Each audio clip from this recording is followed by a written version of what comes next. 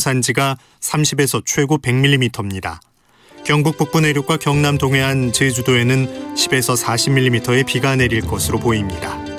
KBS 1라디오 저녁 종합 뉴스 아나운서 홍소연, 김재웅이었습니다.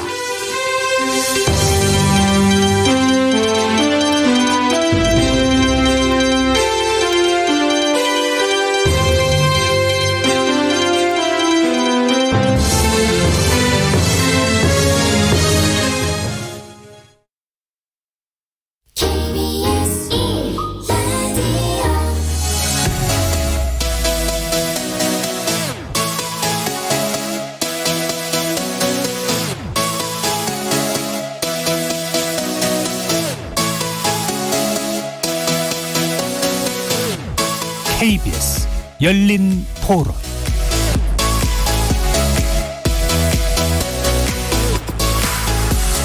안녕하십니까. KBS 열린 토론 정준희입니다.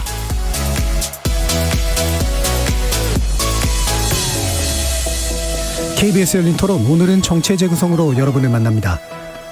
민주당 이재명 대표에 관련된 사법적 위험이 현실화되고 있다는 분석 나오고 있습니다. 지난 토요일 이 대표의 최측근 인사로 분류되는 정진상 당대표 정무조절실장이 구속됐는데요. 김용 민주연구원 부원장에 이어 또다시 측근 인사가 구속되면서 여당의 공격은 더 거칠어졌고 민주당 내부도 술렁이고 있습니다. 이재명 대표를 향한 검찰의 좁아지는 수사망, 연말 전국에 어떻게 작용할지 일부를 통해 살펴보겠습니다. 해외 순방을 마친 윤석열 대통령의 순방 후폭풍이 여전합니다. 전용기 탑승 배제 이후 대통령의 언론관을 두고 비판 목소리가 나오고 있는데, 며칠 전 MBC를 다시 한번 직접 저격하면서 논란이 더 커지고 있죠. 순방 이후 커지는 언론 관련 논란, 정체 재구성 2부에서 살펴보겠습니다. KBS 열린 토론 지금 시작합니다. 살아있습니다. 토론이 살아있습니다. 살아있는 토론, KBS 열린 토론. 토론은 라디오가 진짜입니다. 진짜 토론, KBS 열린 토론.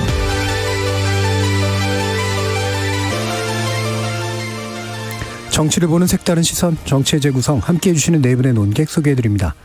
천하람 국민의힘 순천갑 당협위원장 나오셨습니다. 네, 전남 순천의 천하람입니다. 하헌기 전 더불어민주당 상근부 대변인 자리하셨습니다. 네, 안녕하세요. 하헌기입니다. 최수영 시사평론가 함께해 주셨고요. 안녕하세요. 최수영입니다. 김준우 변호사 나와주셨습니다. 네, 안녕하세요. 김준우 변호사입니다.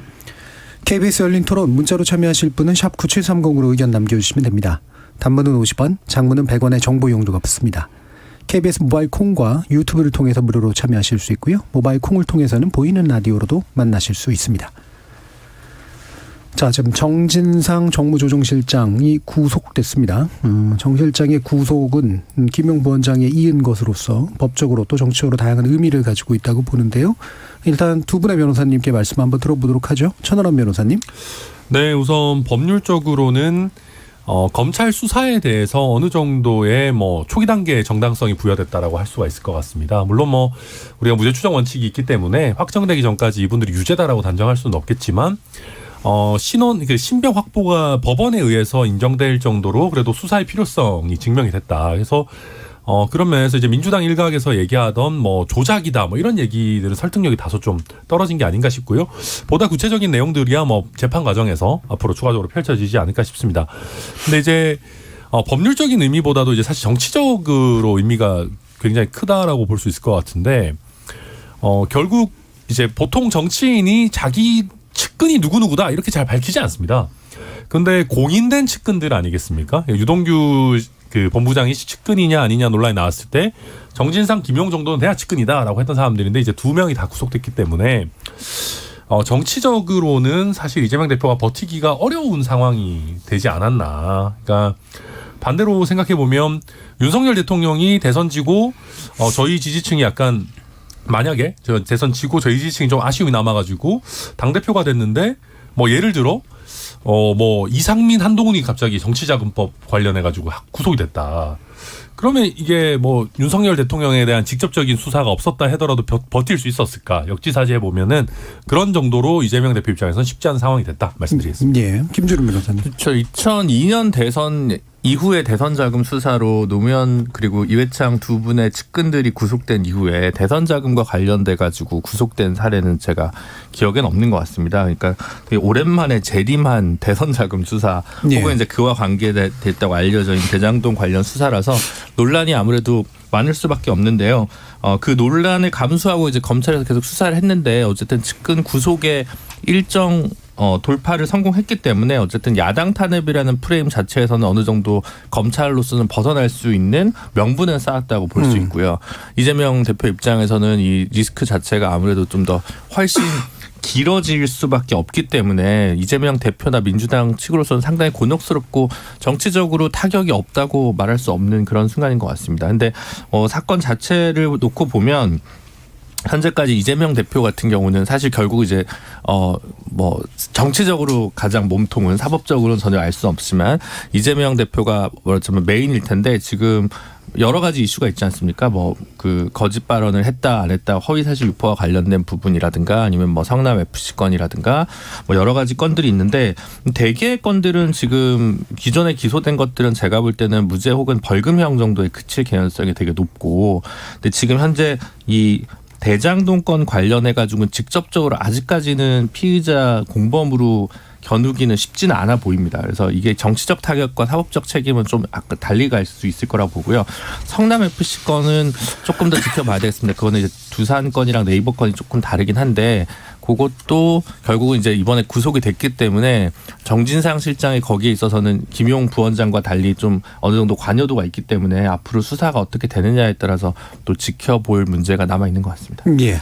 자, 그럼 최수영 평론가님 말씀 주시죠. 그러니까 지금 뭐 일간지에서는 이제 이재명 대표를 통해서 이제 대쌍성 위기다 이렇게 대장동, 쌍방울, 성남 FC 이제 위기다 이렇게 표현을 하더라고요. 그래서 사실 나머지 두 가지 문제는 지금 김준우 변호사 잘 설명해 주셨지만 대장동 사건 같은 경우에는 사실 1년이 지났지만 지난 1년과 다르게 완전히 다른 양상으로 지금 진행되고 있는 거거든요. 그러니까 지난 1년 전에는 사실상 우리 사회에서 대통령이 될지 모른다는 그런 기대감이 사실은 반대 진영 논리 혹은 이 사건이 직간접적으로 관여됐던 분들은 사실상 60% 이상의 기대치를 갖고 있었다라고 생각한다면은 거기에 대해서 어떤 실체적 진실을 알고 있다 해도 드러내기가 쉽지 않았겠죠. 그런데 뭐 제가 가끔 인용합니다마는 서는 곳이 달라지면 보이는 곳이 달라진다 그런 이제 격언처럼 지금 이 대장동 이른바 3인방 유동규, 남우, 김만배 씨의 진술들이 새롭게 나오면서 지금 거의 이건 폭탄 발언을 넘어서 저는 이제 이렇습니다. 이거 사건의 진위 여부가 가려지겠지만 저는 이제 어쨌든 이렇게 나온 이상 이제 이재명 대표가 무조건 이거를 방탄 차원에서만 갖고 가기에는 이제 쉽지 않다. 그러니까 천 변호사 잘 설명해 줬어요. 사실은 사법적인 문제가 그건 별개로 정치적인 책임을 져야 한다. 자, 그러면 정치적인 책임이라는 게 모호한데 결국 사법적인 책임이 도드라짐으로써 거기에 대한 정치적인 책임이 수반되는 거라고 이제 놓고 본다면은 저는 이재명 대표가 이제 사실은 저는 이제 20일 정도 이제 정진상 정무조정실장에게 구속 시한이 주어지니까 물론 이제 구속적부심 다시 신청을 했습니다만은 그걸 놓고 전제로 본다면은 12월 10일 정도가 이제 기점이 될 텐데 그 이후에 검찰이 확보한 자료나 증거를 가지고 이재명 대표에게 소환을 할 때 저는 그게 어쩌면 저는 올해 들어서 대통령 선거 이후에 가장 큰 어떤 국내 정치 변곡점이 될 거라고 보거든요. 근데 그때 이재명 대표가 어떤 태도를 취하고 어떤 스탠스를 가느냐.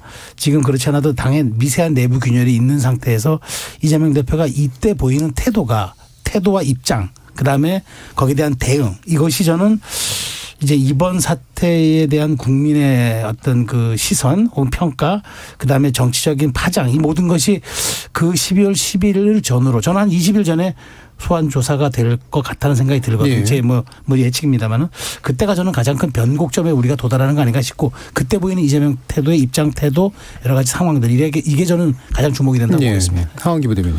예, 뭐 구속영장이야 법원에서 발부했기 때문에 존중해야 된다 생각하고요. 법원의 판단을. 다만 현재로서는 진술만 있기 때문에 예단할 수는 없다고 생각합니다. 아까 천하람 변호사님 잘 말씀해 주셨지만 한명숙 총리 같은 경우에도 1심에서는 물증이 없어가지고 무죄였는데 그 이후에 뭐 여동생 수표 이런 게 물증으로 나오면서 유죄를 받았고요. 그다음에 성완종 리스트 떴을 때 그 메모만 갖고는 홍준표 지금 시장도 당시에 이제 대법원에서는 유죄 판결 못 받았습니다. 그래서 아직까지는 지금 구속된 사람들에 대해서도 좀 지켜봐야 되기 때문에 예단하기 힘든 측면이 있고요. 공소장 보면 물증은커녕 뭐 돈을 언제 어디서 줬는지 뭐 제대로 특정조차 안 돼 있거든요. 시기는 뭐 몇 월경 이렇게 돼 있고 장소는 뭐 인근 도로 이런 식으로 돼 있어서 좀 더 지켜봐야 될 부분이 있다고 저는 생각을 하고 또 중요하게 이야기되는 700억 이 부분에 대해서도 대장동 수사하면서는 그 700억이 뭐 녹취나 진술 이런 걸 통해서 다 유동규 거라는 전제를 두고 재판이 진행되고 있어요 아직도. 근데 지금은 갑자기 뭐 3명의 공동 지분이다 이런 얘기가 나오면서 별개의 또 뭔가가 벌어지고 있거든요. 예. 여기에 대한 정리도 필요해 보이고요. 그래서 뭐 하물며 구속돼 있는 사람들에 대해서도 이런데 대표에 대해서는 뭔가 지금 뭐 작년부터 탈탈 털었는데도 뭐 새로운 게 나오고 있는 상황은 아니라서 뭔 증거가 더 있는지는 좀 더 봐야 될 것 같고 우리 왜 이준석 대표 보면은 그 윤리 막 할 때 정치적 책임지라고 할 때 본인 그 경찰 수사 결과를 지켜보고 실체적 진실과 증거를 보고 난 뒤에 판단하자라는 얘기를 많이 했지 않습니까? 저도 그 의견을 많이 얘기했었는데 똑같이 적용을 해서요. 아직까지는 예단하지 말고 수사와 재판을 좀 지켜보다가 판단해도 늦지 않을 것 같다라는 생각입니다. 예. 그러면 이 부분만 약간 더 그러니까 왜 우리가 지금 그 이태원에 있었던 일들에 대해서 사법적 책임과 정책 책임을 좀 구분해서 진행해야 된다라고 이제 얘기를 했잖아요. 그러니까 지금 이 사건에 대해서는 물론 이제 실체적 진실 또 약간 다른 문제긴 하고 동일한 맥락은 아니긴 합니다만 몇 분이 얘기해 주셨던 이제 이재명 대표가 어떤 식으로 정치적 책임에 대해서 가늠을 하는 게 옳을까에 대해서는 어떻게 생각하시나요? 저는 정통적 문법으로 치면은 대선에 지고 나서 한 1년간은 성찰의 시간을 가져야 된다고 공공연하게 얘기를 했었습니다. 네. 그 전당대회 국면에서도 그랬고요. 이 사법 리스크 같은 거 다 예상이 돼 있었지 않습니까?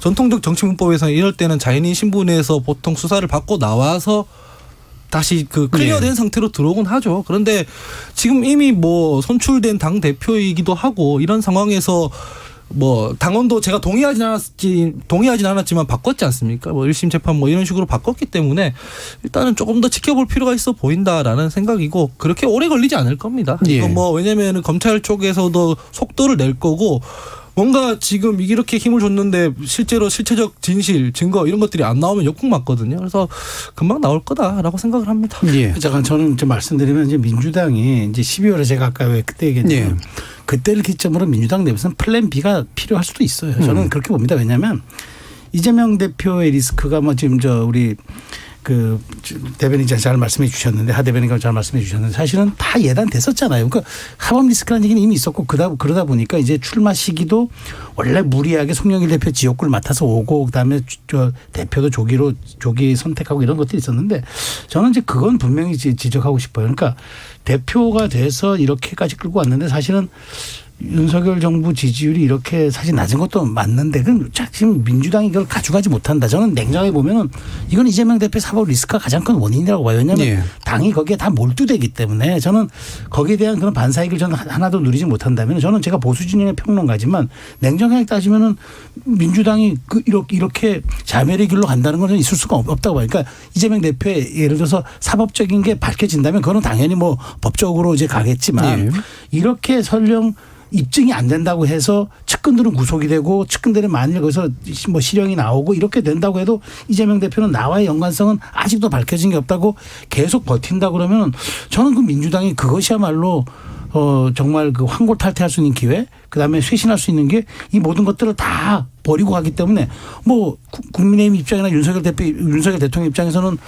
나쁘진 않다라는 입장이겠지만 과연 이것이 민주당의 장기 전략으로 맞는 것인가. 그래서 저는 어쩌면 연말 연초를 통해서 민주당의 플랜 B를 조금 소장파 의원들이나 당의 뭐 꼭 비주류라고 해서 하는 것들이 아니라 정말 당의 미래를 걱정하는 분들이 있다면 여기에 대해서 저는 이 불편한 진실이지만 꺼내는 게 좀 맞다고 봐요. 왜 자꾸 정답을 유출하고 그러세요. 지금 안 그래도 힘든데 지금 그렇게까지 하면 저희 큰일 납니다. 진짜로. 예. 그래서 말씀하세요. 그러니까 뭐 저도 그러니까 요새 민주당의 기류가 묘하게 좀 바뀌고 있는 것 같긴 합니다. 뭐 내부에 계신 분이 더 잘 아시겠지만은 좀 이런저런 얘기들도 많이 나오고 있고 사실 아까 뭐 비교 잘 해주셨습니다만은 그러니까 지금 계속해서 이제 이재명 대표와 민주당에게 까다로운 뉴스들이 계속 생산될 겁니다. 예를 들면 오늘만 해도 남욱 씨가 출석해가지고 증인으로 선서를 하고 자기가 2014년에 뭐 이재명 시장 측에다가 선거 자금을 4억인가 줬다 이런 얘기들 하고 있거든요. 이거 선서하고 한 증언이기 때문에 사실 이거 위증죄로 처벌도 받을 수 있는 내용들입니다. 네. 그러니까 앞으로 지금 정진상, 김용 이런 사람들의 재판도 곧 시작될 거고 대장동 재판이 원래 일당들의 재판도 마무리로 막 달려가고 이제 사람들이 입을 열기 시작하고 이럴 텐데 이거를 이재명 대표가 계속 대표직에 있으면 그 데미지를 고스란히 다 받을 수밖에 없거든요. 네. 그래서 그러니까 어느 순간 이제 민주당에 계시는 많은 의원들도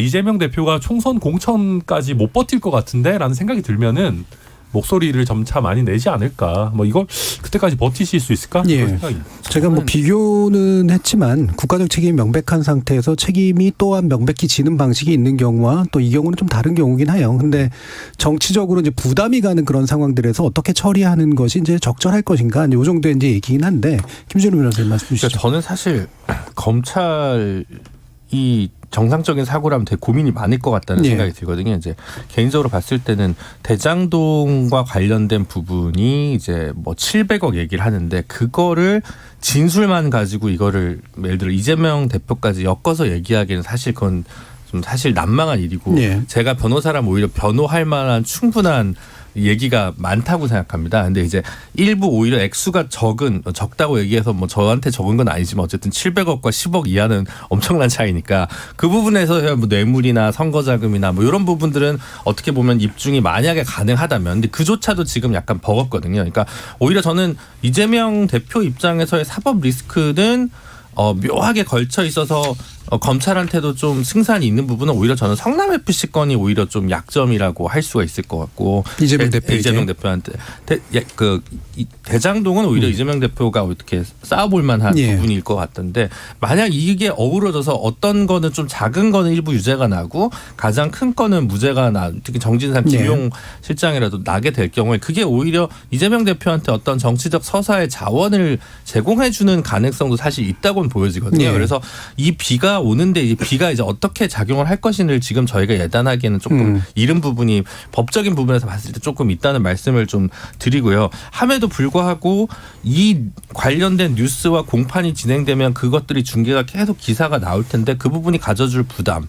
그런 그 상황에서 뭐 아까 최소영 평론가님은 플랜 B를 얘기하셨는데 그래서 저는 제일 고민했던 게 이재명 대표의 플랜 B가 사퇴 말고 그 당대표가 되고 이번 하반기 동안 어떠한 입법 성과를 낼 것인가는 부분에 저는 초점이 맞춰져야 된다고 계속 말씀을 드렸는데 지금까지 뭔가 이렇게 성과화되는 지점이 좀 없는 것 같아요. 여야가 계속 제대로 만나지도 않고 대통령과의 뭐 영수회담 내지는 뭐 대표 면담 간담도 없고 이런 상황이다 보니까 오히려 그 부분이 더 이재명 대표가 약간 이선 후퇴하는 방향으로 갈 수밖에 좀 만들어지지 않나. 만약 지금이라도 지금 정기국회 남아있는 시기 동안 뭔가를 좀 보여주고 당대표로서 이재명이 보여준 어떤 성과물이 있다면 그건 또 다른 방식으로 갈 수도 있을 것 같은데 만약 그때까지 뭐 12월 1월까지 뭔가를 보여주지 못한다면 아무래도 기소가 되고 공판 시작되는 순간에는 아무래도 이선 후퇴를 좀 더 고려하고 당내에서도 그런 목소리가 더 높아지지 않을까 싶습니다. 예. 그 결국은 이게 뭐 몇 가지 이제 갈래들이 있는데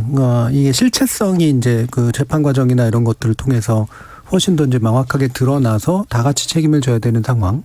이 이제 올 수도 있는 경우도 있고 또는 되게 좀 혼란스러워서 아까 이제 김준우 변호사님 얘기해 주셨듯이 이게 도대체 어디까지가 정확히 책임선인가 그리고 어디까지가 진실인가가 되게 좀 불명확한 상황이 올 수도 있긴 있고요. 또 이제 그 중간에 이제 결국은 이게 길어짐으로써 생기는 부담.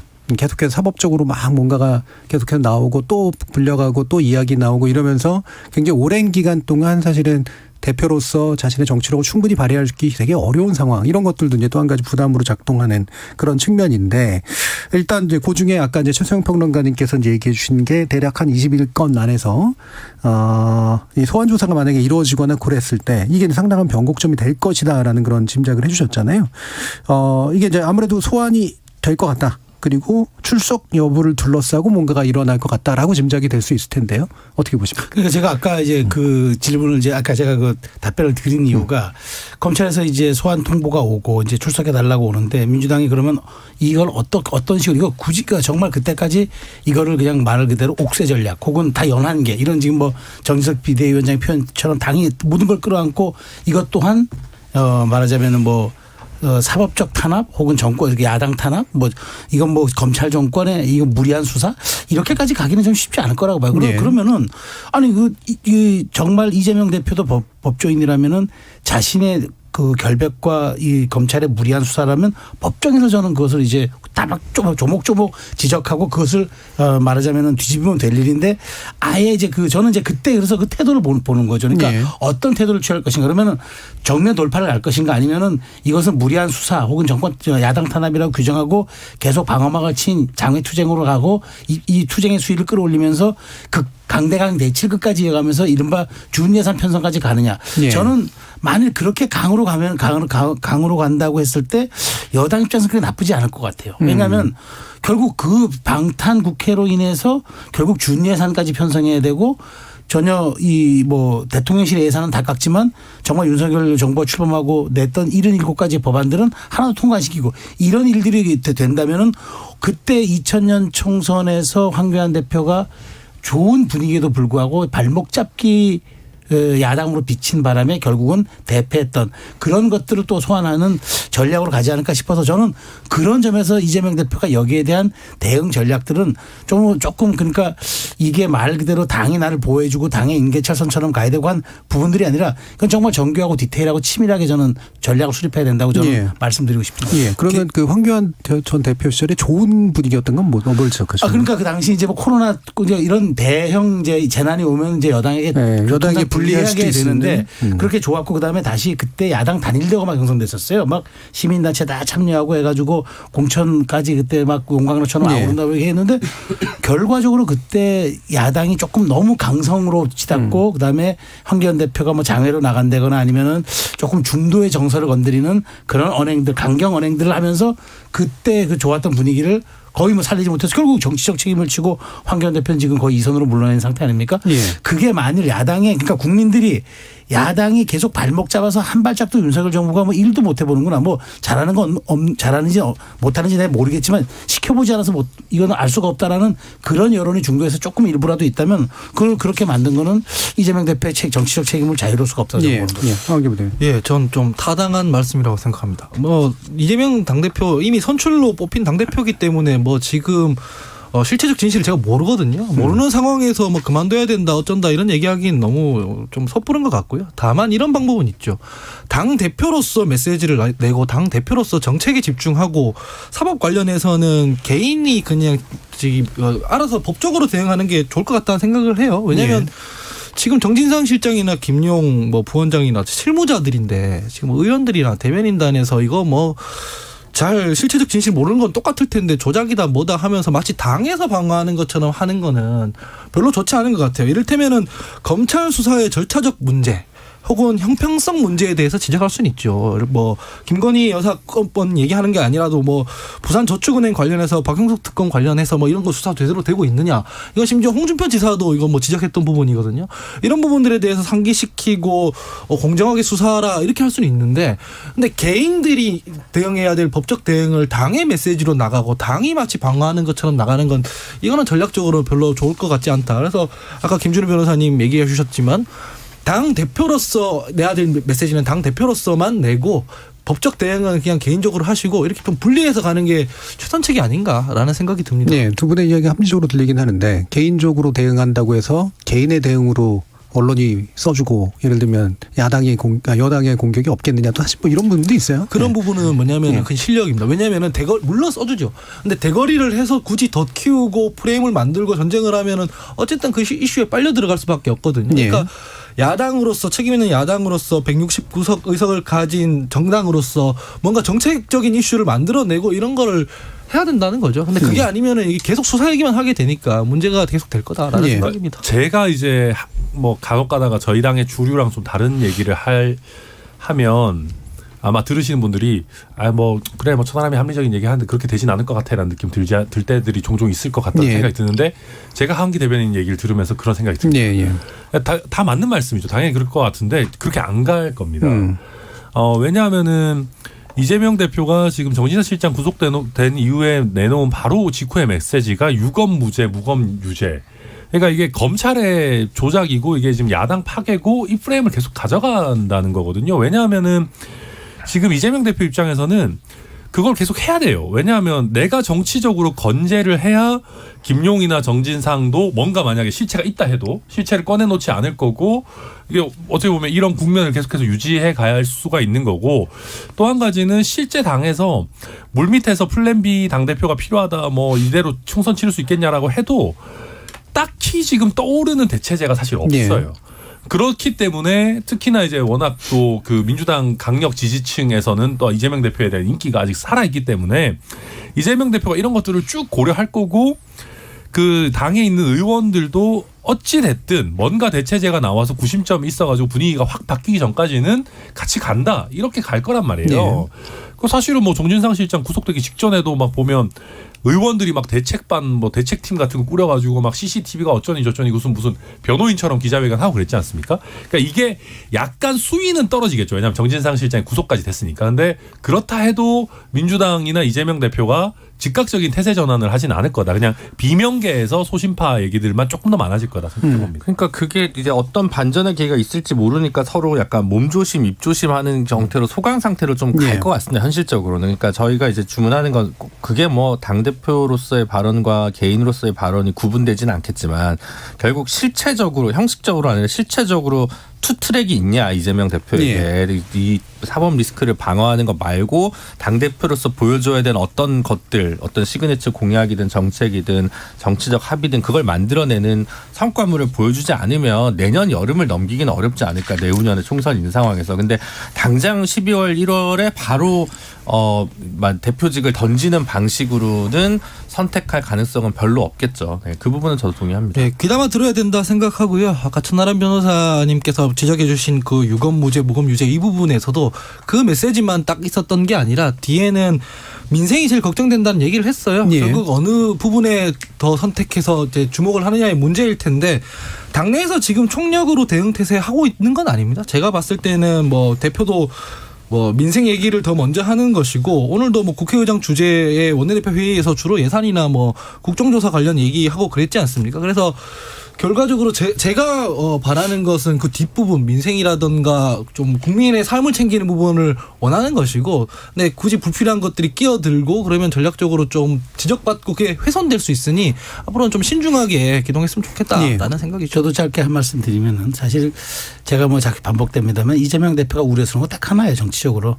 이재명 대표 지금 메시지에 힘을 잃었어요. 이재명 대표가 어떤 메시지를 내놔도 페이북에 글을 올리든 당에서 모두 연설을 하든 그게 지금 이 지지율 30%대에 있는 여당과 대통령을 갖고 있는 야당 대표의 정치적 무게와 발언의 힘이 아닙니다. 그게 지금 못 가지고 있어요. 그럼 그 원인이 어디 있을까요? 이재명 대표가 그렇게 사실 뭐 그 말 못하는 정치인도 아니고 글 못 쓰는 정치인도 아닌데 왜 지금 그렇게 메시지에 힘과 파괴력이 없을까요? 좀 간단합니다. 국민들이 많이 이재명 대표의 처신과 지금의 어떤 법적인 상황에 대해서 의구심의 눈길을 거두지 않고 있기 때문에 메신저가 힘이 없는 거예요. 메신저가 힘이 없는데 메시지가 힘 있는 메시지가 나오겠습니까? 그리고 그 메시지가 당을 지금 좀 뭐랄까요. 통제라는 단어는 좀 조금 이렇게 좀 조금 제가 정치를 좀 폄훼하는 것 같아서 그런데 당을 장악하고 있지 못해요. 그 힘을 가지고 당을 좀 꾸려가는 그런 어떤 뭐랄까 이 그립을 쥐고 간다 그러나요? 좀 이렇게 힘이 없는 것 같아서 이런 상태가 계속 지속되고 티키타카 된다면은 저는 민주당이 정말 국민들한테 대한정당 수권정당으로 인정받을까요? 그러니까 이런 점들이 저는 사실 이재명 대표한테 본질적으로 좀 우려스러운 점들이에요. 예. 사실 뭐 이 부분은 이재명 대표가 가지고 있는 강점이라는 게 있는데 그 정치적 자산도 있고요. 이게 이제 현재 뚜렷하게 잘 안 사는 이유가 뭘까? 예를 들면 너무 많은 탄압을 받아서일까? 아니면 국민들이 못 믿어서일까? 아니면 효과적으로 못 싸워서일까? 뭐 여러 가지 견해들은 있을 수 있겠습니다만 현상 자체는 이제 뭐 비교적 정확한 것 같고요. 자, 그럼 이거 연결해서 아까 민생 얘기는 했습니다만 사실 야당에게 있어서는 지금 이태원 참사 규명 국정조사가 굉장히 중요한 키 아니겠습니까? 근데 여당은 이제 국정으로 반대하고 있고요. 국회의장이 이제 특위 명단을 요구하고 있는 그런 상황입니다. 천하람 변호사님이 어떻게 됩니까? 일단 저희가 이제 이거 관련해가지고 의원총회까지 했는데 요새 저희 당에서 이제 의원총회를 하면은 좀 강경하게 가는 것 같아요. 결론이. 아무래도 이게 약간 좀 집단적인 분위기도 있고. 그리고 이미 저희 당의 당대표격인 정진석 비대위원장이 이거 하면 이제 이재명 이 분위기에서 어떻게 보면 약간 이렇게 비껴간다. 그걸 이제 천명을 해놓은 상황이기 때문에 결국 전체적인 분위기다 또 게다가 이제 대통령께서도 이게 지금 국정조사 할 상황 아니다 뭐 이런 취지로 말씀하셨기 때문에 지금 여당에서는 그냥 그대로 일단은 지금 현재는 시기상조다라는 얘기를 계속 하는 것 같고요. 근데 제가 이제 개별적으로 뭐 전수조사를 해보진 않았지만 그런 얘기 하신 분들은 종종 있습니다. 이거 근데 끝까지 버틸 수 있겠나. 왜냐하면은 사실 특조 지금 국조해가지고 지금 특위위원들 이거 짜기 시작하고 하면은 이거 우리가 안 들어가고 그냥 완전히 민주당이랑 정의당만 알아서 하도록 할 수가 있나라는 얘기가 나오긴 나오는데 모르겠습니다. 당장은 일단은 뭐 비슷한 스탠스를 유지를 하고 있는 걸로 보이긴 합니다. 예. 주호영 원내대표가 오늘 이제 뭐 예산안 처리하고 하자 아니면 수사 결과 그렇죠. 보고 협의하자 이렇게 약간 중간적으로 얘기를 하는데 그러니까 여당 원내대표 입장에서도 예산안 통과를 시켜야 되고 여소야대 국면에서 국정조사조차 못 받는다. 그럼 이제 뭘 받아주고 민주당이 원하는 뭔가를 내줘야 될 거 아닙니까? 입법 성과든 뭐든. 근데 제가 볼 때 지금 뭐 국민의힘에서 예를 들어 노동조합 및 노동관계 조정 2조 3조 개정 같은 걸 받아줄 것 같지는 않습니다. 그런 거 보면 오히려 그쪽에서 보면 제일 소프트한 게 국정조사일 텐데. 그리고 사실은 이재명 사법 리스크와 국민의힘 및 윤석열 정부의 지지율이랑 아무 상관관계가 없는 지금 탈동조화 현상이 오랫동안 나타나기 때문에 지금 본인들도 본인 곡간을 잘 채우고 세우고 이렇게 재건해야 되는 상황에서 국정조사를 계속 반대하는 게 자당의 지지율이나 윤석열 정부의 긍정평가를 뭐 올리는데 크게 기여할 것 같지가 않거든요. 그래서 글쎄 이게 어떤 심기경호인지는 잘 모르겠습니다만 마주할 건 마주하고 받을 건 받고 내줄 건 내줘야 되지 않을까. 그게 원내대표로서 짊어져야 될 숙명이 아닌가 저는 그렇게 생각합니다. 제가 오늘 그 국회의장 주재의 원내대표 회동 보니까 주호영 원내대표의 방점은 예산안 하고 난 뒤에 하자였어요. 개인적으로는 그렇게 생각한다. 근데 의총에서 뭐 의원들 얘기 들어보니까 뭐 수사부터 지켜보자 이거였다라고 설명을 하던데 저런 태도로 설득을 하려고 그러면은 사실 서로 합의가 될 가능성이 높아요. 그래서 그 의견에 대해서는 박홍근 원내대표도 이게 전향적으로 지금 의견 낸 걸로 받아들인다 이렇게 얘기를 했거든요. 사실은 이런 겁니다. 조건부 합의라는 게 며칠 더 만나가지고 시기를 정하면 됩니다. 지금 당장 안 하지만 예산안 끝나고 한다 해서 합의문 발표해버리면 되는 거거든요. 그렇게 하면은 사실 합의가 되죠. 왜냐면은 지금까지 그 여당에서 하고 있던 태도는 저도 우리 당이 참 잘 못한다는 생각을 하지만은 뭐 정권 출범하고 6개월 동안 했던 일이 없어요. 입법부로서. 그 처음 몇 달은 이준석 대표 쫓아내는 일에 뭐 열을 다했고 비대위 비비대위 이런 거 했고 뭐 어떤 뭐 입법 이슈 이런 거를 추진한 적이 없거든요. 근데 막상 시한 다가오니까 예산안이랑 입법 관련해서 원안대로 안 해주니까 발목 잡는다고 하고 있어요. 사실 그렇게는 하면 안 되는 거거든요. 그 다 국민들이 알아서. 그러면 이 상황에서 이 교착 상황에서 주호영 원내대표가 뭔가 돌파구를 만들어주고 뭔가를 내줘야 되는 겁니다. 뭐 이상민 장관에 대한 탄핵안이라든지 그러니까 뭐 탄핵안까지 안 된다면 해임 건의안이라든지 이런 국민적 공감대를 얻을 수 있는 사안에 대해서는 합의를 해줘야 이게 교착 상태가 풀리는 거지 그냥 강대강으로 맞부딪히면은 여당이 무조건 손해를 보는 수밖에 없는 겁니다. 그러니까 이게 뭐 누구의 잘못이냐는 뭐 계속 따져봐야 되긴 하겠지만 진짜로 뭔가 교환되는 게 없는 것 같아요. 최근에 몇 개월간의 정치를 보면 특히나 제일 정치가 중요할 때. 그러니까 사실 정치처럼 이렇게 말하자면 등가가 명확한 분야가 없거든요. 그러니까 그 정치처럼 명확한 등가가 있는 데가 외교긴 한데 이거는 뭐 외교는 워낙 국가적 거래라 조금 우리가 좀 그 쉽사리 보기는 어려운데 정치는 말 그대로 주고받고의 게임이거든요. 그런데 그 게임의 법칙이 이제 전혀 잘 작동이 되지 않는다는 것은 이제 정치 실종이라고 우리가 표현하지 않습니까? 실종된 거죠. 맞아요. 그런데 주호영 원내대표가 이렇게 보면은 당에서 뭐 일부 뭐 공격도 받고 있긴 합니다만은 저는 어쨌든 그래도 원내대표도 지난번에도 역임했고 또 이게 사실은 야당 때 원내대표도 했고 지금 여당 때 원내대표도 하나 아주 또 진기한 경험을 연회하고 있지 않습니까? 그렇기 때문에 저는 속성을 잘 안다고 봐요. 그래서 이제 오늘 조금 전향적 태도를 보인 것 같은데 왜냐하면 주호영 대표도 알죠. 국정조사는 국회의 권능입니다.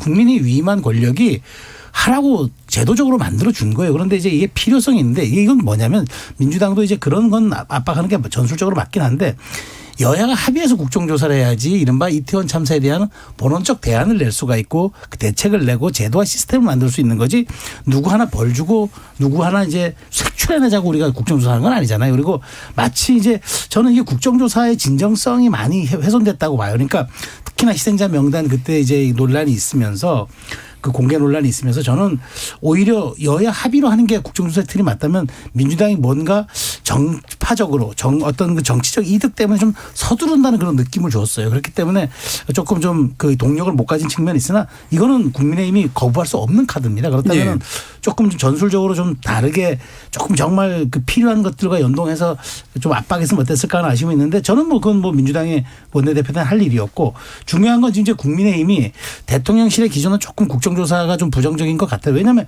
행정부의 또 수반이기도 하니까. 그렇지만 수사 결과를 놓고 보자는 대통령실의 그것은 그건 행정기능적인 판단일 수 있고 국민의 민심을 먹고 사는 정당의 입장에서는 이 민심을 반영하지 않을 수가 없지 않습니까? 저는 그런 측면에서 놓고 보면은 타결이 임박했는데 이제 주호영 대표가 예산안과 하자고 얘기했는데 이것만 가지고는 조금 뭐 저쪽 민주당이 원하는 건 1+1일 수도 있어서 그런 점들을 정치적으로 얼만큼 치밀하게 등가의 그런 교환의 법칙들을 좀 이뤄낼 것인가 그게 남은 과제인데 저는 이제 뭐 이달을 넘기지 않을 가능성이 높다고 봅니다. 예. 근데 이게 만약에 이제 대통령이 그러니까 국정조사를 안 받고 싶지 않아 하는 마음은 이해는 하는데 이를테면 이상민 장관을 경질을 한다든가 뭔가 이렇게 책임질 수 있는 선에서 이제 책임을 지게 만드는 어떤 태도를 보여주면서 하면 그게 어느 정도 이렇게 기란 관계가 성립될 것 같은데 아무것도 이제 없으면서 이거를 안 하겠다 그러면 좀 이상해지잖아요. 그렇죠. 그러니까 이게 사실 출구 전략이 없는 거죠. 여야 모두. 그러니까 야당 입장에서도 지금 이렇게까지 했는데 그냥 아무 성과 없이 돌아서기도 좀 못한 입장이 인 거죠. 그러니까 사실 그래서 이제 정치라는 게 결국은 상대방한테도 어느 정도의 이제 명분을 줘야 되는 건데 지금 그런 게 사실 별로 없어요. 그러니까 저는 그래서 이게 그러니까 이상민 장관 경질도 좀 사실 좋은 카드고 아니면 국정조사를 해서 뭐 아니면 말씀하신 것처럼 예를 들면 시기를 좀 뒤로 늦추자. 예를 들면 뭐 내년 초에 그러니까 예산 아니면 예산 끝내놓고 좀 하자. 뭐 다음 달에 좋은 방법이라 생각하는데 지금 좀 잘 안 나오고 있고 그리고 제가 모르겠습니다. 제가 여당 소속이라서 경도돼 있는 건지 모르겠지만은 이번 사태는 국정조사 해도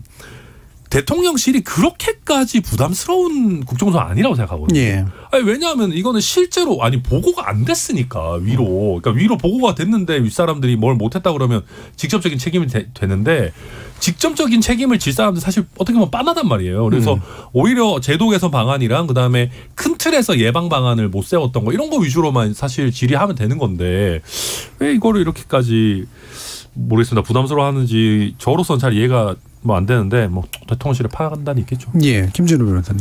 네, 그렇죠. 이제 이거를 결단을 그러니까 지금 국민의힘 원내대표가 나경원 원내대표 시절에도 그렇고 주호영 원내대표 시절에도 그렇고 계속 뭔가를 합의했다가 의원총회에서 꺾어 들어오는 일들이 되게 많아서 원내대표의 자율성과 권한을 의원님들께서 안 주시는 게 계속 문제인 것 같거든요. 그래서 이번에는 이걸 좀 해결해 주는 국면이 좀 됐으면 좋겠다는 저는 바람이고 특히 여당이 된 입장에서 당청 관계 그러니까 대통령실과 그 당 여당의 관계에 있어서도 어느 정도 원내대표의 자율성을 인정해 줘야지 이걸 수직적 관계로 대통령실에서도 굳이 바라보거나 개입하지 않았으면 좋겠다는 생각도 많이 듭니다. 예, 뭐 짧게 한 개부터. 예, 그 우리가 보통 참사의 정쟁화하지 마라 국정조사 요구하면 그렇게 얘기하지 않습니까? 근데 정쟁이라는 게 정치 집단이 정치적 쟁점을 가지고 이견을 두고 이렇게 얘기하다 보면 그게 정쟁인 거거든요.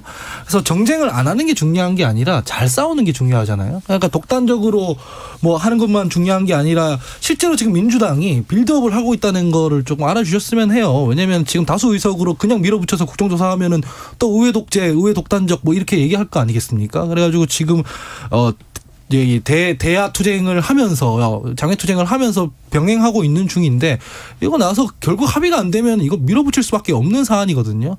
그렇게 되지 말고 그냥 빨리 합의해서 처리했으면 좋겠습니다. 예, 알겠습니다. 자, 일부 논의를 통해서 지금 이재명 대표가 맞닥뜨리고 있는 정치적 부담과 사법적 처리에 관련된 문제 그리고 나아가서 지금 국회 안에서 계속해서 꼬이고 있는 국정조사 처리 문제에 대해서 논의를 해봤습니다. 여러분은 KBS 열린 토론과 함께하고 계십니다. 토론이 세상을 바꿀 수는 없습니다. 하지만 토론 없이 바꿀 수 있는 세상은 어디에도 없습니다.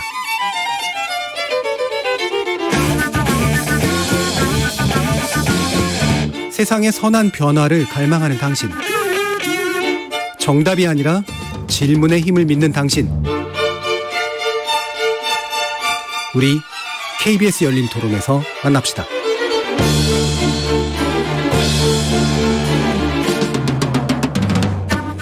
KBS 열린 토론 월요일 코너 정치의 재구성 최수영 시사평론가 김준우 변호사 천하람 국민의힘 전남 순천갑 당협위원장 하원기 더불어민주당 전 상근부대변인 이렇게 네 분과 함께하고 있는데요. 자, 이번 이제 동남아 순방 외교가 이제 4박 6일이 이제 마무리됐죠. 그리고 뭐 연이어서 빈산 누구였죠? 빈살만. 제가 만수라고 맨날 헷갈려요. 죄송합니다. 빈살만 황태자와 같이 이제 또 회담도 하고 뭐 이러면서 이제 계속 이제 그 외교 분위기가 좀 이어지고 있습니다. 이 부분에서 일단 어떤 점들을 좀 주목하고 계시는지 네 분 의견 좀 들어보죠. 김준우 변호사님부터. 저는 뭐 일단 그동안 못했던 시진핑 수석도 만나고 이제 기시다 총리도 만나고 뭐 미국 바이든 대통령도 만나고 이제 못했던 숙제를 다 하는 바람에 이제 그리고 그동안 못했던 것들 때문에 기저효과 때문에 뭔가 좀 성과가 있는 것처럼 보여지는 것 같은데 사실은 그냥 낙제는 면했지만 뭐 이렇게 뭐 대통령실에서 자평하듯 뭐 외교에 이정표를 세웠다라는 표현은 좀 언어의 인플레라는 생각을 좀 많이 하고요. 또 그동안 못했던 숙제를 다 하다 보니까 이제 캄보디아를 가고 발리, 인도네시아를 갔으면 뭔가 뭐 문재인 정부의 신남방 정책 뭐 이게 꼭 성과가 뭐라고 딱 얘기할 수는 없습니다만 어쨌든 동남아 순방을 가셨으면 이제 동남아 정상들 만나서 뭔가 또 외교적 경제적 성과들 이런 것들도 좀 이제 챙겨오는 그런 것들도 좀 있어야 되는데 가가지고 동북아 중심의 외교를 하고 오신 좀 독특한 경우인 것 같습니까? 그래서 어쨌든 만난 것 자체는 의의 있고 그 전에 뭐 외교 참사라고 부를 정도의 일들이 있었던 것 같지는 않습니다. 하지만 지금 뭐 그동안 못했던 숙제를 마무리한 거고 어쨌든 만난 건 좋은 건데 아직까지 뭐 가시적인 성과가 명백하게 있다고까지 얘기하기에는 좀 어려운 것 같습니다. 오히려 한미일 외교 안보 협의체를 구성하기로 했다는 부분에서 저는 조금 많이 미국이 원하는 판으로 말을 밀어 넣은 거 아닌가라는 생각이 좀 많이 들고요. 그런 부분을 조금 우려하고 있습니다. 예. 네. 그 사실 뭐 그 동남아와 관련해서도 이런 거 저런 거 많이 했어요. 근데 이제 보도가 좀 상대적으로 덜 되고 뭐 세일즈 외교 이런 것도 열심히 했고 실제로 이번에 이제 한국 독자적인 인도 태평양 전략 이런 것도 발표하고 그랬습니다. 그리고 뭐 그 한 아세안 관계도 뭐 전략적 동반자 관계 이런 걸로 좀 격상시키자 이런저런 제안도 많이 했고 뭐 많이 했는데요. 이제 말씀해 주신 것처럼 한미일 공동 성명도 내고 뭐 괜찮았죠. 뭐 이제 그리고 이제 리커창이 아니고 시진핑 주석 만난 거 이런 것도 좋았고 뭐 전체적으로 나쁘지 않았습니다. 사실 게다가 이제 바로 이어서 무하마드 빈살만 왕세자까지 만나면서 원래 같으면 이제 외교 슈퍼위크가 됐었어야 되는데 이런저런 것들이 많이 이제 또 동시에 있다 보니까 약간 좀 많이 안 된 게 있고요. 다만 좀 의미 있는 것들은 외교하기 좋은 계절이 왔어요. 이제 바이든도 중간선거 끝나서 조금 여지가 생겨가지고 이번에 IRA 같은 것도 언급도 좀 해줬고 시진핑 주석 같은 경우도 이제 자기 3년임 끝났으니까 이제 뭐 대북 문제라든지 이런 거 신경 쓸 수 있는 여력이 조금 생겼을 텐데 이거를 앞으로 어떻게 잘 풀어내느냐 이제 뭐 그 시작점이다. 뭐 저는 그렇게 생각합니다. 예. 그러니까 외교의 계절, 그러니까 외교를 잘할 수 있는 어떤 여건도 좀 조성되고. 또 외교를 잘해야만 하는 여건도 조성되고 있긴 한데. 저는 뭐 김준우 변호사님 의견이랑 거의 똑같은데요. 일단 뭐 지난번 순방에 비해서는 뭐 내용 가지고 일단 다툴 수 있다는 점에서 성과라고 생각합니다. 뭐 저번에는 뭐 적어도 48초 만나고 한미 정상회담이다 이래가지고 그게 맞냐 안 맞냐 뭐 대통령 욕설했냐 이런 걸로 싸웠지 않습니까? 그런데 그에 비해서는 최소한 모양은 갖춘 외교를 하고 왔다는 평가를 받을 수 있다고 생각합니다. 내용적으로 보면은 저는 아까 말씀하셨지만 신남방 정책을 버렸다고 생각을 해요. 근데 대신해서 뭘 만들어 왔는지는 잘 모르겠어요. 천하람 변호사님께서 방금 뭐 인태 전략 얘기하는데 그게 왜 독자적인 인태 전략인지 무슨 차이가 있는지 그러니까 일본에서 하는 그 전략이랑 우리가 만든 인태 전략이 지금 무슨 차이가 있는지 저는 잘 모르겠거든요.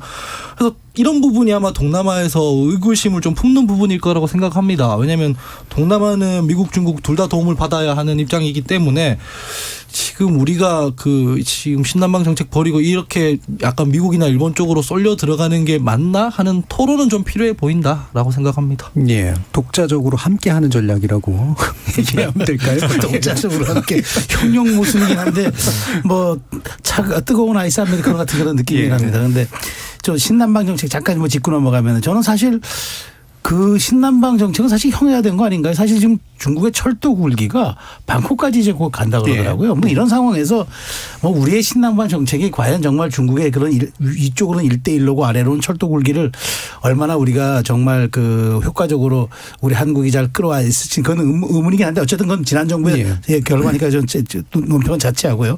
저는 이번 건에서는 윤 대통령이 국민들에게 매우 안정감을 줬다고 봅니다. 왜냐하면 이제 나토 순방 그다음에 미영 캐나다 순방에서는 사실은 뭐 성과 지금도 다들 뭐 똑같이 지적하셨습니다마는 성과를 가지고 토론이 아니라 뭐 그 오히려 부차적인 것 같은 토론을 하다 보니까 그 성과를 못 따졌는데 그나마 이번은 성과를 따진다고 하니까 다행이라고 생각이 되는데 어쨌든 북한의 도발이 지금 거의 뭐 지금 레드라인에 근접해 있는 상태에서 한미일 또 한미 한일 이렇게 삼자 양자 대화를 다 하면서 어쨌든 그 안보 협의체에 대한 것을 이끌어냈고 그다음에 조금 아마 동맹의 힘을 과시한 것들은 매우 안정적인 요인으로 작용할 수 있으리라고 보고요.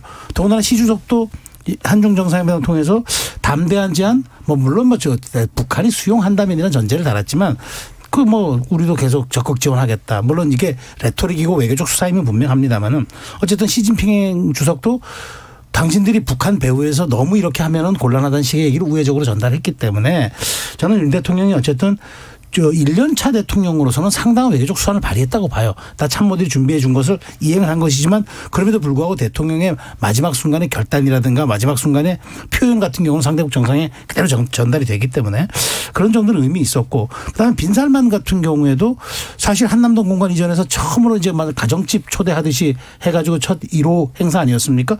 그러면서 어쨌든 뭐 이게 뭐 저는 뭐 우리 총리의 평가니까 아무래도 팔이 안으로 굽는 건 있다 할지라도 아주 일본 방문 취소하면서 그 빈살만 황태자가 윤 대통령과의 만남이 굉장히 의미 있었다는 식의 얘기를 했다고 저는 총리가 전언했기 때문에 상당히 그것 또한 뭐 평가를 뭐 조금 밖에서 전할 수 있어도 저는 나름대로 의미가 있다고 생각하거든요. 자 그렇다면은 이렇게까지 대통령이 정말 2주간에 걸친 그 이른바 빅 외교 이벤트들을 했는데 왜 이렇게 그나마 이렇게 평가가 박한 것인가 또 국민들의 평가도 이렇게 높지 않은 것인가 이 부분은 좀 고민해야 할 지점은 맞아요. 그런데 저는 이제 이 또한 모든 것들이 그런 게 이번 2주간의 문제도 또 다른 사소한 것들이 또 대형 이슈를 덮는 이 꼭 사족이 말하자면 외도덕 현상이라고 좀 표현하고 싶은데 꼬리가 몸통을 흔들어요. 언제까지 자꾸 꼬리가 몸통 흔들지 모르겠는데 이 외도덕 현상을 극복하지 않는 한 저는 외도덕 현상이 가장 저는 그 윤석열 정부의 리스크가 될 것 같거든요. 그러니까 뭔가 큰 제가 이렇게 짧게 한 1, 2분 단위로 저는 이제 성과를 이렇게 좀 말씀드렸고 그것을 이제 인정받아야 된다고 얘기하는데 정말 그런 그 뭐 언론사 순방 그 전용기 배제 문제라든가 갔다 와서의 설정 문제라든가 이런 게 이 성과를 뒤덮는 그리고 지금 언론의 뉴스 밸류가 과연 저는 이것이 이걸 덮을 만큼의 큰 일인가 싶은데 이게 대통령의 입에서 나왔기 때문에 이게 덮을 수밖에 없는 사안이 되어버렸거든요. 이 점이 저는 가장 뼈 아프고 안타깝다는 생각이 전 들어요. 이 꼬리가 몸통, 개의 몸통을 흔든다라는 표현을 마침 써주셔서 그 얘기를 좀 더 해봐야 될 것 같은데 꼬리를 흔드는 게 누구냐. 사실 이 부분인 것 같아요. 제가 볼 때는 물론 이제 이걸 가지고 또 과잉한 논쟁이 생산되는 것도 문제긴 한데 꼬리를 굉장히 강하게 흔드는 힘, 잘 안 보던 힘이 이제 대통령에게서 이제 나오고 있는 측면이 분명히 있어서 이게 일단 탑승 배제 문제도 그렇다 치고 이제 돌아와서 이제 출국기 문답에서 또 이제 한번 또 한바탕 문제가 되지 않았습니까? 그러더니 또 이제 또 스태핑을 안 할 것처럼 또는 이제 가벽을 설치하는 그런 식의 문제로까지 가고 이런 전개 상황들 어떻게 보시는지. 답답하죠, 뭐. 네. 그러니까 전용기 배제에 대해서 뭐 저희 당 일각에서 요새는 뭐 외국에서도 뭐 한다, 뭐 이렇게 사실 전용기에 어떤 언론을 태울지에 대한 재량이 일부 있다, 막 이런 얘기들을 하는데 그 한국적인 실정에서 이제 쉽지 않습니다. 게다가 MBC가 공영 언론 아니겠습니까? 공영 지상파 방송사를 배제한다. 이거는 국민들께서 느끼시기에 매우 이례적인 일이거든요. 그리고 이런 판단들이 매우 감정적인 것처럼 보여지는 부분들이 있습니다. 뭐 여러 가지로. 물론 대통령실에서는 공식적으로 왜 MBC가 악의적인지 뭐 10개 조를 나열해가지고 뭐 F워드를 뭐 미국 백악관에 보내고 막 얘기는 하고 있습니다만은 그런 구체적인 걸 떠나서 국민들이 인식하기에는 아니 왜 대통령실이 한 언론사랑 이렇게까지 싸워야 되는지 이 모든 좀 주제를 좀 뒤덮고 있는 게 매우 안타깝다고 생각하고요. 그다음에 대통령께서 이제 그러고 나서 이제 MBC와 관련된 이슈에 대해서 이제 헌법 수호의 관점을 얘기하셨는데 제가 이제 그 말씀을 듣고 나서 굉장히 걱정이 사실 됩니다. 제가 이렇게 얘기를 해도 되는 건지. 왜냐하면은 헌법 수호는 이거는 대통령이 쓸 수 있는 매우 강한 레토릭이란 말입니다. 그래서 아니 대통령실에서 MBC의 해악이 거의 반헌법적으로 까지 미치고 있다라고 하는데 이게 제가 MBC를 배제하는 결정이 잘못했다고 얘기해도 되는 건지 예. 뭐 저도 사실 좀 걱정이 되고요. 근데 그러니까 그 이후에도 지금 보면 자꾸 이런 이슈들이 생기는데 뭐 잘 모르겠습니다. 이게 결국 좀 답답하고 그다음에 뭐 이상한 뭐 슬리퍼 차림이니 막 이상한 얘기들 자꾸 하는데 그러니까 그게 무슨 사실 본질과 무슨 상관이 있습니까? 슬리퍼 실내인데 좀 뭐 올 수도 있죠. 그거를 비판하더라도 그걸 저희 당의 지도부에 있는 분들이 얘기할 건 저는 아니라고 생각하고요. 그리고 자꾸 지금 그 기자 개인에 대한 공격으로 지금 가니까 저도 지금 방금 받은 건데 지금 MBC의 해당 기자에 대해서 1배에서 살인 협박이 들어와가지고 지금 마포 상암서에서 막 경찰분들이 그 기자분한테 출동하고 지금 실시간으로 그러고 있다라고 하거든요. 그래서 저는 그러니까 뭐 국민들이 이 기자의 질문 행태나 어떤 것들이 뭐 적절한지 예의를 갖췄는지 평가하는 건 변론으로 하고 저희 당에 있는 분들이 너무 과하게 참전하는 거는 좀 그만했으면 좋겠다. 뭐 그런 심정입니다. 네, 김재룡 변호사님. 대통령의 언론관이나 자유관에 저는 좀 오류가 있다고 생각을 합니다. 표현의 자유, 언론의 자유를 제대로 보장하는 개념이 좀 박약하신 게 아닌가, 혹은 선거 캠프 내지는 검찰 시절의 언론관에 좀 젖어 계신 게 아닌가. 검찰은 사실은 굉장히 많은 소스를 그러니까 좋은 취재원이기 때문에 사실은 선별적으로 단독을 줄 수도 있고 굉장히 좀 어떻게 보면 언론과의 관계에서 좀 대등한 관계보다는 좀 더 우월적 지위를 차지하고 있는 게 사실입니다. 그래서 중간중간에 뭐 기사도 단독으로 줄 수도 있고 뭐 이런 여러 가지 행태들이 있었습니다. 뭐 피의사실 공표냐 아니냐 가지고도 논란이 많았습니다만 법원은 다르죠. 법원은 사전에 미리 판결문 내용에 대해서 흘리지 않습니다. 판결문을 얘기하고 그 뒤에 공보 판사가 사후적으로 그걸 설명하는 방식이 이제 대부분이죠. 그러니까 지금 예를 들면 뭐 탑승 배제 논란도 마찬가지입니다만 그 전속 그러니까 풀 취재가 아니라 2명만 따라가게 하고 뭐 한미 한일 정상회담 끝나고 했을 때 그 뒤에 브리핑을 안 하신 부분이라든가 아니면 돌아오는 길에 CBS 기자와 채널A 기자를 불러가지고 따로 독대를 했던 부분이라든가 이런 것들은 사실은 일반적으로 만약에 뭐 민주당 정부에서 대통령이 그 비행기에서 예를 들어 뭐 진보 매체라고 알려진 기자들만 둘 이렇게 부르거나 아니면 뭐 소위 조중동을 제외하고 다른 기자들만 2명 정도 불렀다고 하면 아마 엄청나게 난리가 났을 겁니다. 역지사지의 정신으로 생각해 보면 이건 진보 보수의 문제가 아니라 언론의 자유 그리고 표현의 자유에 관련된 좀 중대한 문제라고 생각하고요. 대통령께서 그렇게 자유를 외치셨으면 이거를 이런 식으로 대응하면 안 될 것 같고요. 대통령실 홍보 라인에서도 아마 대통령의 설화나 이런 것들이 좀 있다 보니까 최대한 리스크를 줄이기 위해서 비공개나 뭐 취재 풀을 좀 더 좁히는 방식을 선호하시고 있는 것 같기는 한데 그런 방식으로 해결할 문제는 절대 아니라고 생각합니다. 특히 윤석열 대통령 그나마 제일 잘한 것 중에 하나가 도어 스태핑에서 적극적으로 의사소통하는 거였는데 그것조차 안 하겠다고 하는 거는 이건 분명한 퇴보가 아닐까 싶습니다. 예, 지금 뭐 물론 이제 보안 때문이다라는 얘기가 하나 나오고 있고 뭐 이게 이제 어떤 면에서 보면은 MBC 그러니까 그 도어 스태핑을 계속하려면 MBC가 빠져야 돼라고 하는 어떤 압박처럼 이제 보일 수도 있는 거고요. 제가 딱 그렇게 생각했거든요. 딱 그 언론한테 하는 걸 보니까 이게 정부와 혹은 정치인과 언론이 아니라 검찰 vs 법조기자라는 느낌이 들었어요. 예.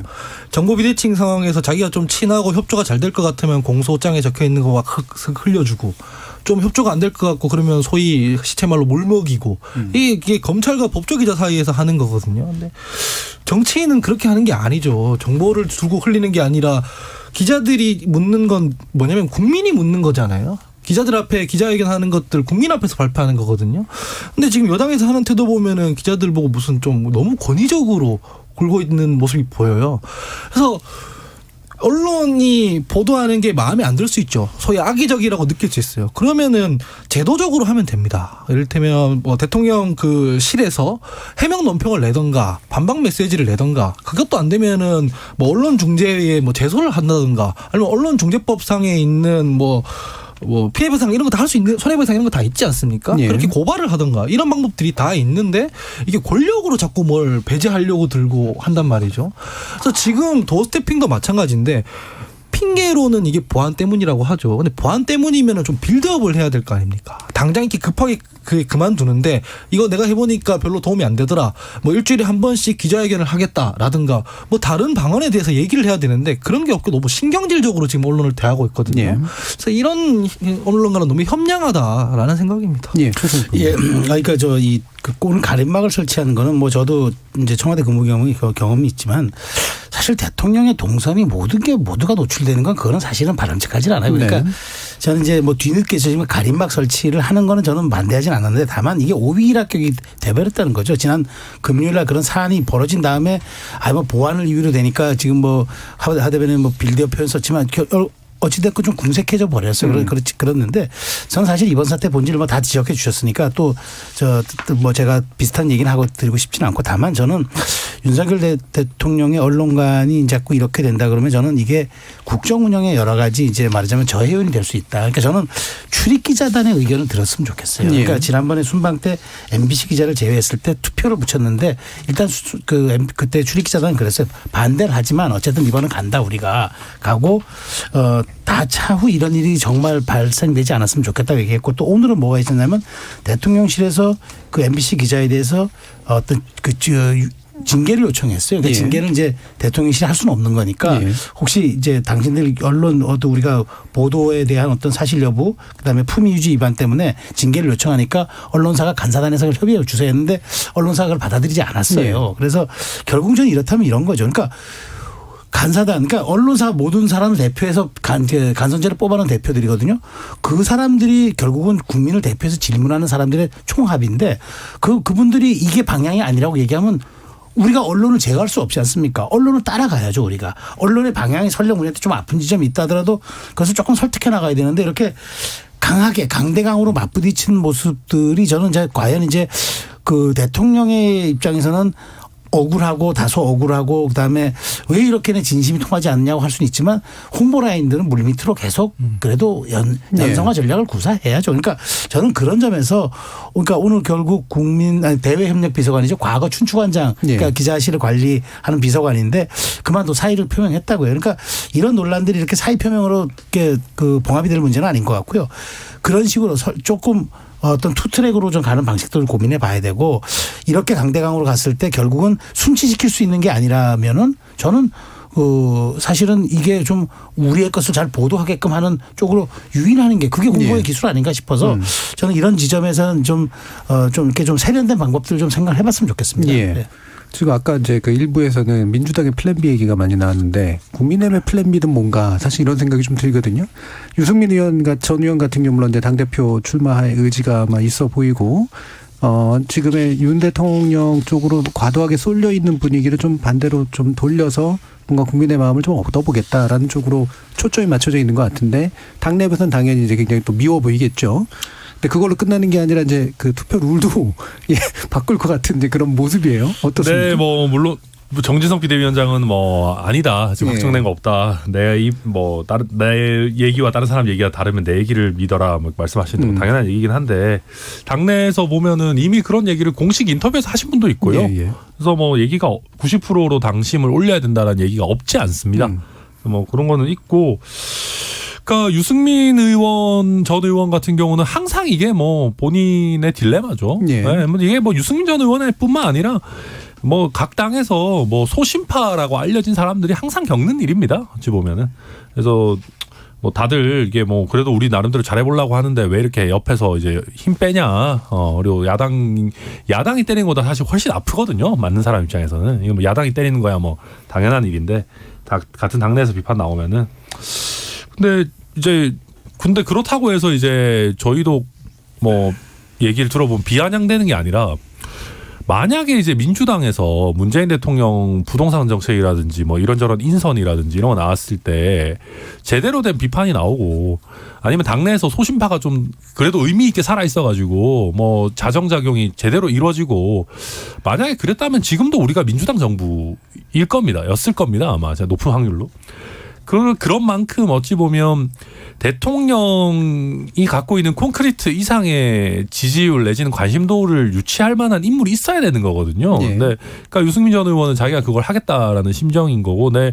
다만 아직 임기가 굉장히 초반이고 특히 또 저희 당 일각에서는 뭐 이재명 대표 뭐 또 수사 본격화되고 뭐 잡혀 뭐 표현이 좀 그렇습니다만 뭐 이렇게 뭐 하고 뭐 이렇게 되면 굳이 뭐 당내에 플랜 B 내지는 확장력 있는 사람 이런 게 없어도 그냥 주류만으로도 갈 수 있다 이런 생각들이 꽤 있기 때문에 지금 유승민 전 의원 입장에서는 쉽지 않죠. 앞으로 만약에 당심 90% 이런 식의 룰이 된다 그러면은 제가 봤을 때도 선거 나와도 쉽지 않은 분위기로 갈 거다. 뭐 그렇게 생각합니다. 예. 네. 김재룡 그렇죠. 아직은 조금 이르다고 해야 될까요? 어차피 당심이 어쨌든 중요한 거고 선거 룰을 바꾸든 안 바꾸든 당심이 차지하는 비율이 높지 않습니까? 사실 윤석열 후보도 당심을 통해서 당선이 된 경우였습니다. 사실 당심과 민심이 거꾸로 가서 당대표거나 되거나 대선 주자가 된 케이스는 이명박 후보밖에 없는 것 같습니다. 박근혜 후보를 꺾었을 때요. 그때 상당히 좀 오래된 일인 것 같고 그래서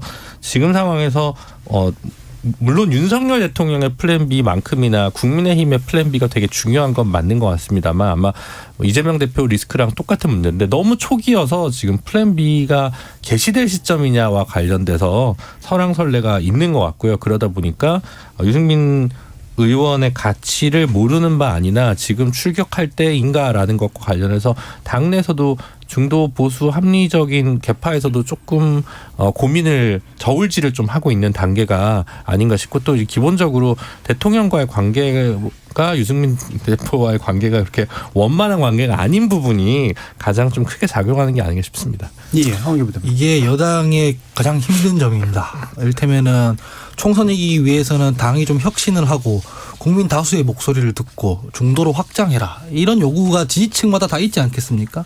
야당이면 그거 하면 되는데 여당이면 거기 하나가 플러스 됩니다. 뭐냐면 대통령 뒷받침 잘해라가 플러스 돼요. 예. 그러니까 유승민 의원 같은 분은 어떻게 되냐면 앞에 거는 될지 모르겠는데 뒤에 게 안 된다는 거죠. 그러면은 임기 2년 차, 3년 차 대통령 흔들기를 원하는 여당 지지층은 없거든요. 그렇죠. 쓴소리 한다 이런 얘기들은 다 좋은 얘기인데 지지층 입장에서는 그게 아니에요. 그래서 실제로는 유승민 의원 같은 캐릭터가 굉장히 힘든 거고 대통령이 바뀌어야 돼요. 이거는 뭐 하나만 한 얘기긴 한데 저희도 마찬가지지만은 문재인 대통령한테 쓴소리 했으면은 뭐 민주당 정부였을 거다. 저는 그거 동의 안 하거든요. 대통령이 이 조금 다른 모습을 좀 보여주고 당이 거기에서 같이 가주고 이런 점이 좀 티키타카가 돼야 이게 확장이 되는데 대통령은 대통령 지지율 40%에 갇혀버리고 우리 뒤집었는데 잃어버리고 다른 뭐 선거랑 무관하게 굴면은 당 입장에서도 계속 난맥에 빠질 수밖에 없어요. 그래서 지금 이 부분에 대해서는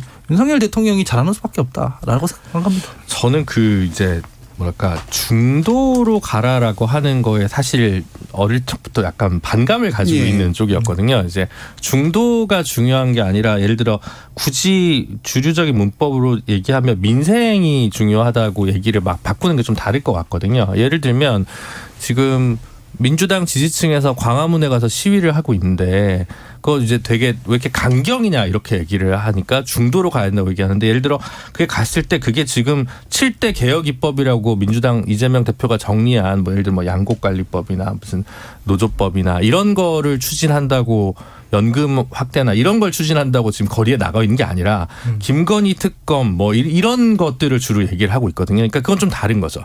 그러면 이제 노조법 2조 3조가 진보 보수는 굉장히 진보적인 의제죠. 근데 이걸 중도로 가라는 거랑 좀 얘기가 다르거든요. 그러니까 여야가 합의할 수 있는 안으로 가는 게 아니라 민생 문제와 관련해서는 그게 더 왼쪽일 수도 있고 예를 들어 국민의 입장에서는 더 오른쪽일 수도 있다고 생각합니다. 근데 그게 아니라 예를 들어 뭐 김건희 특검을 반대한다. 김건희 특검을 찬성한다. 이재명 대장동 리스크를 뭐 특검을 해라. 특검을 하지 마라. 구속시켜라. 이런 그 인적 장막 속에서의 진영론에 갇히는 구호들을 세게 할 때 그 각 주요 정당들이 가질 수 있는 외연의 폭이 굉장히 좁아지는 게 가장 큰 문제라고 생각을 해서 그래서 뭐 비슷한 표현이긴 한데 좀 다른 표현으로 저는 하여튼 그 중도로 가라라고 하는 부분이 약간은 조금 예를 들어 민주당 기준이나 뭐 정의당 기준 했을 때 조금 다르게 저는 좀 보는 측면이 있습니다. 그래서 좀 짚고 싶었습니다. 이게 이제 뭐 포괄적인 정치를 한다라는 정도의 의미일 텐데, 그러니까 국민 다수를 대상으로 하는. 근데 이제 그게 때로는 이제 지지층의 의지와 또는 지지층과 다른 쪽의 의지가 상충됨으로써 포괄성을 확보하기가 어려운 경우들이 생기긴 하겠죠. 최세영 평론가. 네, 저는 이제 조금 이제 국민의힘 내부 이제 얘기하면서 중도 확장 이제 다들 이제 중도 말씀하시는데 중도가 허상일 수도 있고 또 중도가 사실은 어쩌면 뜬구름 잡는 얘기일 수도 있어요. 그런데 지금 이제 갤럽 조사를 놓고 지난주 보니까 중도가 30 이상을 찍었더라고요. 그러니까 정당 지지율하고 셋이 같아요. 놓고 보면은 30 찍고 있다 이렇게 보면 될 것 같아요. 큰 틀에서 놓고 보면은. 근데 지금은 30으로 벌어지지만 이제 총선 같은 대선 같은 이렇게 대형 정치 이벤트가 있으면은 줄어듭니다. 그 줄어들어서 10%가 내일까지 줄어듭니다. 근데 중요한 건 뭐냐면 이 10%가 승리를 견인하는 거라는 거죠. 그러니까 중요한 건 40대 40까지 결집합니다. 그런데 중요한 건 이 10이 누구를 선택하느냐에 따라서 하기 때문에 중도가 중요할 수밖에 없는 거니까 이 사람들이 스윙 보터라고 우리가 이제 흔히 얘기하는데 특히나 이제 이게 더는 이제 수도권 전선에서 이제 결국 갈려지게 되거든요. 그러면 저는 이제 지금 이제 얘기를 하죠. 지금 국민의힘 얘기에서는 우리가 친윤으로 가서도 어차피 이제 우리가 조금 나중에 잘 하면은 40으로는 못 구할 수 있으니까 갈 가능성이 있을 거야. 라고 해서 지금 당원도 좀 바꾸고 할 수 있으나 저는 지금 이런 상황에서 어떤 여권이 황골탈퇴의 기미가 보이지 않는 상황에서 이렇게 화장만 한다 그래서 저는 문제가 해결될 것 같지는 않거든요. 더더군다나 지금 야당조차도 말하자면 혐오와 이 낙인의 정치가 서로 이제 우리 정치 주류가 돼가고 있다면 저는 중도가 좀 약간 견고해질 걸로 봐요. 그렇다면 앞으로 국민의힘 내부, 그러니까 민주당은 우리가 앞에 짚었지만 국민의힘 내부의 전당대회가 저는 과연 당원 비율을 높이는 것만으로 해결이 될까 저는 그렇게 보지는 않습니다. 저는 그렇다면 중도 확장이라는 미묘한 사실은 입증할 수 있는 좀 약간 그 단어가 있긴 하지만 저는 그럼에도 불구하고 대통령이 이렇게 말하자면 대통령의 강성 지지층이 보위하는 쪽으로 간다 그러면 당대표는 이를 보완하는 쪽으로 가주어서 함께 가는 게 저는 그게 맞지 이게 같은 색채의 목소리를 낸다? 저는 그것이야말로 가장 위험한 선택이 될 수 있다고 봅니다. 저도 사실 그렇게 얘기하긴 했지만 스윙부터 잡아야 된다는 얘기를 하긴 했지만 다음 총선은 스윙부터 잡는 게 아니라 서로 상대 지지층이 투표장 안 나오게 하는 전술을 쓸 것 같아서 매우 걱정입니다. 네, 그게 사실 정치 혐오 무관심 전략이죠. 제가 봤을 때 굉장히 두드러질 것 같습니다. 다음 총선 벌써부터. 네, 왜냐하면 사실 이제 이번 지방선거가 예전만큼은 아니지만 어쨌든 상대적으로 그동안 상승 일로에 있던 지방선거 투표율이 떨어지면서 사실은 진보나 아니면 민주당 쪽이 좀 더 선거 결과가 안 좋았던 건 사실이거든요. 그러니까 2007년 대선 직후에 2008년 총선과 같은 정도의 수준의 낮은 투표율은 아니었지만 최근 몇 번의 지방선거에서 상승 일로에 있던 그 투표율에서 하락된 거니까 사실은 이제 남이 싫어서 상대방이 싫어서 투표장에 나갈 거냐 아니면 상대방이 나가기 싫은데 내가 원래 지지하던 후보가 매력적이지 않으면 투표장에 안 나갈 거냐 이 싸움사에서의 갈팡질팡이 되게 심했던 것 같고 사실은 그게 되게 시사하는 바가 양당에 되게 큰 것 같습니다. 왜냐하면 어떻게 보면 죄송한 얘기지만 완전히 판세가 기울었던 선거들을 제외하면 사실은 이번 대선에서 두 후보는 그전의 후보들에 비해서 좀 약세자인 후보였던 것 같습니다. 상대적으로 정치 경험이나 뭐 여러 가지 뭐 부분에서 좀 전통적인 지지층도 좀 얇은 편이었고 그러다 보니까 좀 약한 후보였는데 그런 상황에서 이제 작은 차이만 냈는데 지금 좀 이재명 대표는 사법 리스크 있고 윤석열 대통령도 국정 지지율이 지금 이 상황에서 사실은 새로운 새로운 대권 주자가 됐든 그게 뭐 혁신위원장이 됐든 비대위원장이 됐든 매력적인 인물을 누구를 원탑으로 투톱으로 잘 세우는 당에게 다음 선거에서 조금 더 승기를 잡을 수 있지 않을까 싶습니다. 예. 지금 1, 2부 걸쳐서 문자들이 좀 들어온 거 몇 가지 알려드릴 텐데요. 김선호 님께서 솔직히 말합시다. MBC에 지금 언론 자유가 없는 건가요? 아니잖아요. MBC는 지금 언론 자유를 너무 폭주하고 있다고 봅니다. 라는 말씀 주셨고요. 김홍인 님은 대통령실과 다른 보도를 한다고 취재를 제안하는 거 정부 여당이 결국 부메랑이 될 일입니다. 취재 자유 보장하고 비판도 받아들일 줄 알아야죠. 라는 말씀 주셨습니다. 김지현 님은 민주당은 갈수록 어려운 상황에 처할 겁니다. 이재명 대표를 방탄하는 말이죠. 라는 말씀 주셨고요. 9944님이 지금 검찰의 이재명 수사를 보면 과거 한명숙 사건 떠오릅니다. 정부 여당이 지금 수사로 단기적인 정치 이익을 얻을지는 모르겠습니다만 현 여당이 다음 총선에서 참패하거나 국민적 저항이 클 경우 전국에 불어닥칠 역풍 어찌 감당할지 걱정입니다라는 말씀도 주셨습니다. 자, KBS 열린 토론 월요일 코너 정치의 재구성은 이것으로 모두 마무리하겠습니다. 오늘 함께해 주신 김주루 변호사, 최수영 시사평론가, 하은기 더불어민주당 상근부 대변인, 천하람 국민의힘 순천갑 당협위원장 네 분 모두 수고하셨습니다. 감사합니다. 감사합니다. 민주화 이후로 새로운 종류의 정치 문화가 나타날 때마다 그의 부정적인 우리 정치에 대해서 지나친 엄숙주의에 빠져 있다고 말하던 시절도 있었습니다. 하지만 정치 언어가 날로 저렴해지고 뻔뻔함과 우기기가 논쟁과 정치를 대체하고 있는 지금은 엄숙과는 거리가 멀어도 너무 멀어진 게 아닌가 싶긴 한데요. 그래서일까요? 대통령을 대하는 기자는 복장과 언행에서 다소곳하고 예의범절을 지켜야 한다는 말이 나오는 이유가요? 지금까지 KBS 열린 토론 정준이었습니다.